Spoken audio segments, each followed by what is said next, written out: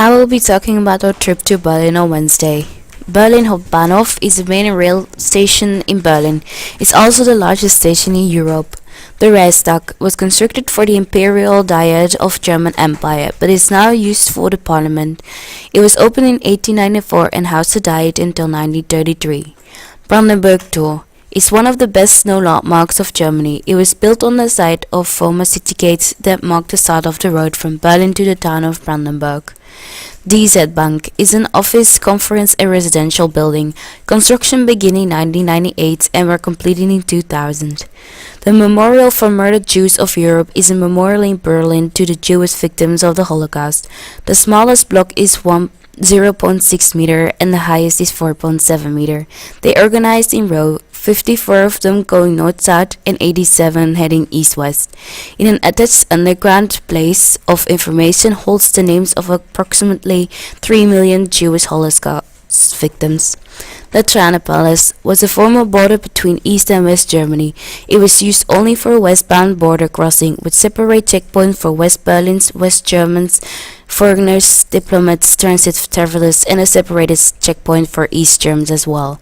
Checkpoint Charlie was a name given by the Western Allies to the best-known Berlin Wall crossing points between East Berlin and West Berlin during the Cold War. Checkpoint Charlie became a symbol of the Cold War, representing the separation of East and West.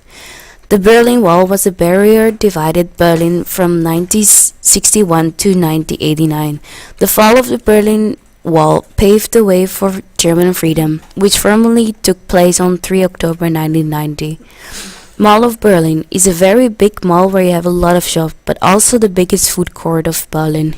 The Sony Center is a Sony-sponsored building complex and houses the Sony's German headquarters. The center has an art and film museum, cinemas, an IMAX theater, a Legoland Discovery Center, and a Sony style store.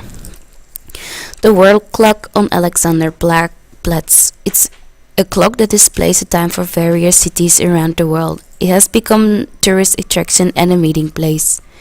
The Fairness-Turm or TV Tower. The tower was constructed by the government of the German Democratic Republic.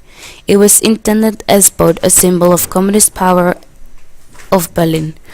The teachers. The teachers were a great support in everything we did, and they were a great help too. If we didn't get something, they would explain it again.